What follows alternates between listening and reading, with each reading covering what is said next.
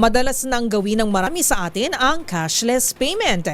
Pero kung ang iba ay pumupunta pa sa counter para ma-scan ang QR code, ibahin ninyo ang paandar ng isang kainan sa Nueva Ecija dahil isang rescue dog o ang kanilang G-Cashier dog na ang kusang lumalapit sa kung nais ninyo ang cashless payment. Ang pangalan ng nakakatuwang aso na kinaaliwan ng mga netizens, alamin sa report ni Dustin Bayog.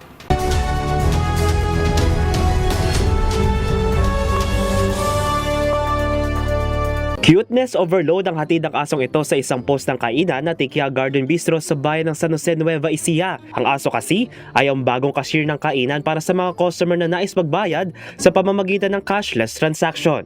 Meet Popoy, their new G-Cashier dog. Ayon sa post ng kainan, tawagin lamang ang pangalan ni Popoy para sa mga nais magbayad sa kanila gamit ang mobile wallet app na GCash. Paninigurado na may-ari na mabait sa tao si Popoy kahit madalas ay lagi lamang itong natutulog. Ang naturang post ay pinusuan ng netizens na umabot na sa 91,000 reactions at 30,000 shares. Hindi rin mapigilan mag-comment ang ibang netizens lalo na sa cuteness na hatid ni Popoy.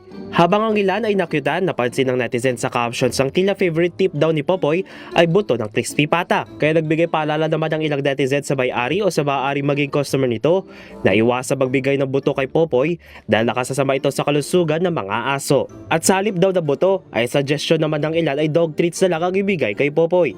Samantalang isang rescued epileptic dog si Popoy na ayon sa kainan ay kalating taon na siya nagsasanay upang makaupo. Para sa DZRH TV, ito si Dustin Bayog, una sa Pilipinas, una sa Pilipino.